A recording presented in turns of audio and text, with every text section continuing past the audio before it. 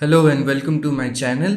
In this video, we will see how we can convert a method inside a class into a static method using static method decorator, and what are the differences between class method and static method. Let's start. Here in this code, you have a class student having three methods. One is a object method which is init, which is used for initialization of object member, which are marks and grade. So we are passing two parameter marks and grade and initializing marks into marks and grades into grade. You have a class method because it is preceded by a class method decorator, means this method will be converted into a class method. The first parameter will be a special parameter which is CLS, which will refer to the class in which it is present. Currently it is present in class student, therefore the CLS is referring to class student. In the return statement, we are calling CLS function with two parameter, one integer after updation and a string after updation. Means if it is present in student, it will call the constructor of the class student, which is init, up initialize marks and grade, return the object here, and after this it will return to the point where it is called. It has third method, static method, because it is preceded by a decorator at the rate static method. It doesn't have any special parameter. It requires all the parameters which are to be updated. So this is the first difference between class method and static method. Class method and static method are created for the class. When the class is created, class method has a special parameter which refers to the class, whereas static method does not contain any special parameter. To update the state of the class or object, you have to pass class variable or object variable as a parameter to the static method. So here we have two parameters, marks and grade. We are updating marks and grade, and we are calling the constructor of the class student. To specifically we have specified the class name. This was all about class student having class method and static method. We have one more class marks to explain the difference when you inherit a class having a static method and a class method. What is the difference? So class marks is inheriting student, means it is taking all the properties of class student inside it. So here we have three member function. Class marks has its own member function which is display, which is displaying the marks and grade of the student. So now currently in marks you have four function. One is init, second is class method class initialize, third is static initialize, and fourth, which is directly present, which is display. So we create the class.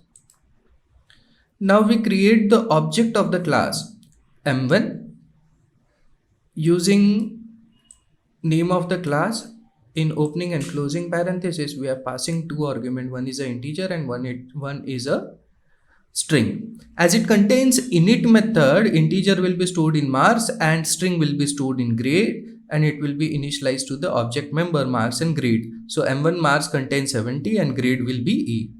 We can cross check it. m1.display output is marks are 70 and grade is e.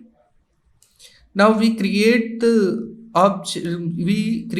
object of class marks using class method class initialize. As it is present inside marks, we can call it through the name of the class mark dot name of the class method class initialize, and we have to pass two parameters, for 60 for marks and b for grades.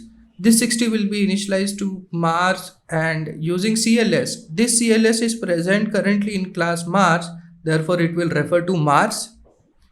This will be 65 and this will be b plus.